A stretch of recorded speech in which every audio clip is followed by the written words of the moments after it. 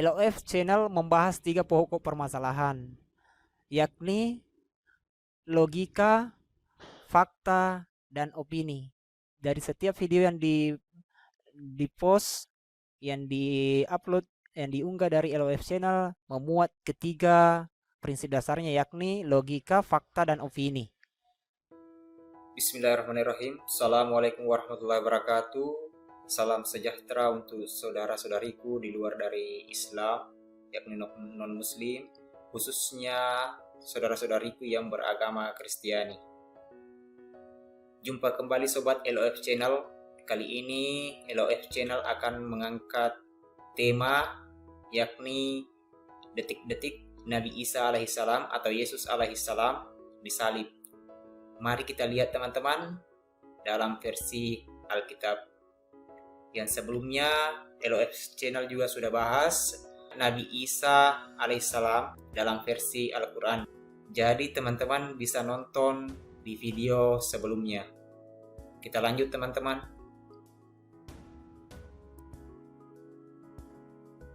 Baik teman-teman, kita masuk di Yohanes 15, 18 sampai 27. Di Alkitab teman-teman itu bisa dibaca bahwa di Yohanes 15, 18 sampai 27 itu ada di situ subnya dunia membenci Yesus dan murid-muridnya. Jadi ini teman-teman, LOF Channel betul-betul mengutip langsung dari internet. Lagi-lagi saya katakan bahwa kalau kita mengutip langsung dari internet, semua yang berwarna merah itu adalah perkataan Yesus langsung. Mari kita lihat teman-teman, ayat ke-18-nya, jikalau dunia membenci kamu, ingatlah bahwa ia telah lebih dahulu membenci aku daripada kamu. Lanjut, ayat ke-19, sekiranya kamu dari dunia, tentulah dunia mengasihi kamu sebagai miliknya. Tetapi karena kamu bukan dari dunia, melainkan aku telah memilih kamu dari dunia, sebab itulah dunia membenci kamu. Lanjut di ayat ke-20-nya. Ingatlah apa yang telah kukatakan kepadamu. Seorang hamba tidaklah lebih tinggi dari tuannya. Jikalau mereka telah menganiaya aku, mereka juga akan menganiaya kamu. Jikalau mereka telah menuruti firman-Ku, mereka juga akan menuruti perkataanmu. Jadi teman-teman, pertama di sini Yesus itu selalu menggunakan kata hiasan di sini. Di ayat pertamanya, jikalau dunia membenci kamu, ingatlah bahwa ia telah lebih dahulu membenci aku daripada kamu. Jadi dia mengatakan kepada murid-muridnya di sini teman-teman bahwa jika semua masyarakat membenci kamu, ingatlah bahwa Yesus itu lebih duluan dibenci daripada kamu. Lanjut di ayat berikutnya teman-teman, ayat 19. Sekiranya kamu dari dunia, tentulah dia mengasihi kamu sebagai miliknya. Jadi dia katakan begini teman-teman, Yesus mengatakan menurut LOF Channel di sini, menafsirkan ayat ini mengatakan, sekiranya kamu berasal dari mereka, tentu dia mengasihi kamu seperti bahagian dari mereka. Tetapi kamu bukan dari utusan mereka. Ini masyarakat maksudnya ya. Tetapi Yesus sendiri yang memilih kamu. Aku sendiri yang memilih kamu dari dunia, dari mereka. Sebab itu mereka membenci kamu. Jadi intinya teman-teman, seandainya murid Yesus adalah utusan dari mereka, tentulah mereka akan mengasihi seperti dirinya sendiri. Tetapi karena Yesus yang memilih langsung dari mereka, maka mereka membencinya. Lanjut di ayat ke-20-nya teman-teman. Ingatlah apa yang telah kukatakan kepadamu, seorang hamba tidak lebih tinggi daripada tuannya. Lagi-lagi mengatakan, jika mereka telah menganiaya aku, mereka juga akan menganiaya kamu. Jika mereka mengikuti firmanku dalam artian sini teman-teman, ucapan Yesus, ya, ucapan Yesus. Jadi jikalau mereka mengikuti ucapanku, mereka juga akan menuruti perkataanmu. Karena apa yang disampaikan Yesus kepada muridnya juga akan menyampaikan perkataan itu ke masyarakat atau ke orang pada saat itu. Lanjut teman-teman. Di ayat yang ke-21-nya teman-teman, tetapi semua itu akan mereka lakukan terhadap kamu karena namaku, sebab mereka tidak mengenal Dia yang telah mengutus aku.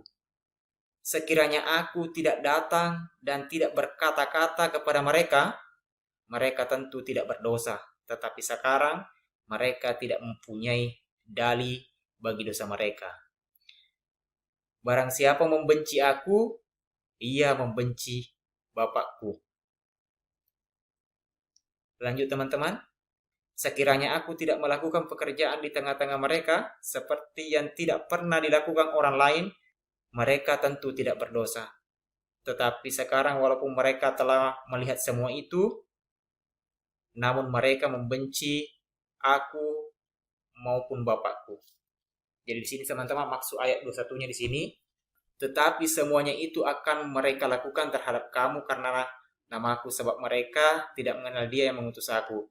Jadi ketika semua orang yang membenci tadi di ayat sebelumnya teman-teman, semua orang membenci murid Yesus itu di ayat sebelumnya tadi itu, dia membenci itu karena Yesus, karena mengetahui bahwa dia adalah murid dari Yesus.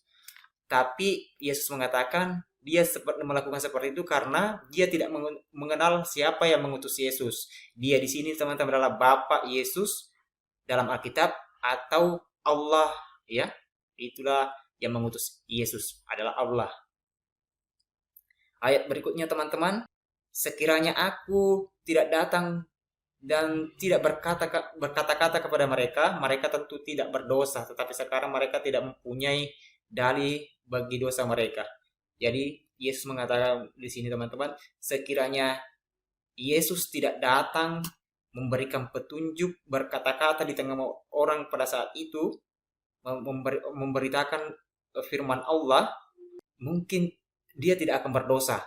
Tetapi karena Yesus datang memberikan petunjuk dari Allah di tengah-tengah mereka, lantas mereka tidak percaya, dia mengingkari Yesus, maka dia berdosa. Tetapi sekarang mereka tidak mempunyai dalih bagi dosa mereka. Jadi dia tidak ada lagi penyesalan, pengampunan dosa bagi mereka. Lanjut teman-teman di ayat berikutnya, barang siapa membenci aku, dalam artian Yesus, ia membenci juga Bapakku. Jadi teman-teman, di ayat di sini, sebab mereka tidak mengenal Dia yang mengutus aku. Inilah di sini, barang siapa membenci aku, dia membenci juga Bapakku. Inilah yang mengutus Yesus ke dunia teman-teman. Bapakku di sini Allah Subhanahu wa taala. Maksud ayat 23 di sini, siapa yang membenci Yesus juga membenci Bapa ya, atau Allah.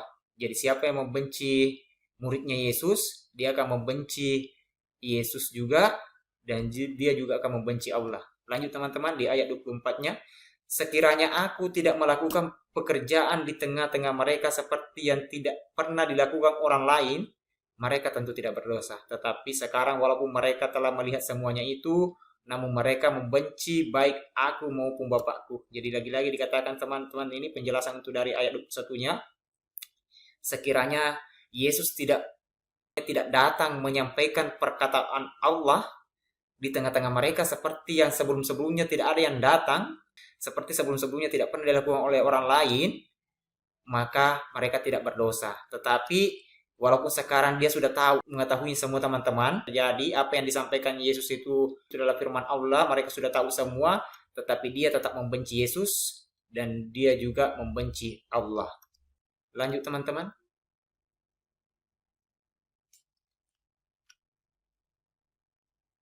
Saya ulang, tetapi firman yang ada tertulis dalam kitab Taurat, mereka harus digenapi. Mereka membenci aku tanpa alasan. Jika penghibur yang akan kuutus dari Bapa datang, yaitu roh kebenaran yang keluar dari Bapa, ia akan bersaksi tentang aku. Tetapi kamu juga harus bersaksi, karena kamu dari semula bersama-sama dengan aku. Jadi teman-teman, 3 ayat di sini teman-teman, inilah ayat yang membuatkan Nabi Muhammad SAW akan datang di muka bumi sebagai penerus Yesus alaihissalam. Jadi saya ulang teman-teman, tetapi firman yang telah tertulis dalam kitab Taurat, mereka harus digenapi. Mereka membenci aku tanpa alasan. Maksudnya di sini teman-teman, itu kitab Taurat yang diturunkan oleh Musa, Yesus datang untuk menggenapi. Ya, lanjut teman-teman, Yesus sendiri berkata di sini, jikalau penghibur yang akan kuutus dari Bapa datang, yaitu roh kebenaran yang keluar dari Bapa, ia akan bersaksi tentang aku. Jadi teman-teman, di ayat ke-26 ini, ketika Yesus nanti diangkat oleh Allah Subhanahu wa taala ke langit, maka nanti akan datang roh kebenaran, karena ya lagi-lagi Yesus di sini menggunakan kata hiasan roh kebenaran yang keluar dari Bapa. Yang keluar dari Bapa itu, yang dari Allah sendiri itu adalah Muhammad Shallallahu Alaihi Wasallam. Kenapa LOFC mengatakan bahwa Muhammad Shallallahu Alaihi Wasallam? Karena dia akan bersaksi tentang Yesus. Satu-satunya orang yang membawa perintah tauhid, menyembah kepada Allah, yang bersaksi tentang Yesus hanya Nabi Muhammad Shallallahu Alaihi Wasallam. Kenapa teman-teman yakin sekali? Karena jarak antara Nabi Muhammad Shallallahu Alaihi Wasallam dengan Yesus Alaihissalam itu berapa ratus tahun lamanya. Baru datanglah seorang yang bernama Muhammad Shallallahu Alaihi Wasallam. Dia bersaksi tentang Yesus Alaihissalam. Dia mengatakan ikutilah apa yang diajarkan juga Yesus. Jadi roh kebenaran itu teman-teman akan datang, yakni Muhammad Shallallahu Alaihi Wasallam. Dia akan bersaksi bahwa Yesus adalah utusan Allah, dan satu-satunya teman-teman yang orang yang datang itu adalah Muhammad Shallallahu Alaihi Wasallam yang mengakui bahwa Yesus adalah Rasul Allah. Lanjut teman-teman di ayat selanjutnya, tetapi kamu juga harus bersaksi karena kamu dari semula bersama-sama dengan aku. Di sini teman ayat 27-nya teman-teman, betul-betul Yesus menyuruh semua muridnya, semua pengikutnya harus juga bersaksi atas Muhammad yang akan diutus. Dia harus juga bersaksi kepada Muhammad yang dia akan diutus oleh Allah, yang menyebut, yang akan bersaksi juga tentang Yesus adalah Rasul Allah. Jadi teman-teman, semua yang merasa dirinya di sini, sahabat LOF Channel, semua di sini yang merasa mengikuti Yesus alaihissalam, harus juga bersaksi kepada roh kebenaran, yakni Muhammad Sallallahu Alaihi Wasallam. Inilah 3 ayat teman-teman yang menubuatkan Nabi Muhammad akan datang di muka bumi. Ini baru 3 ayat. Ayat-ayat selanjutnya kita akan bahas teman-teman. Terima kasih teman-teman telah menonton video ini. Sampai jumpa di video selanjutnya yang tidak kalah kerennya, yang berkaitan dengan detik-detik Yesus alaihissalam atau Nabi Isa alaihissalam disalib versi Alkitab.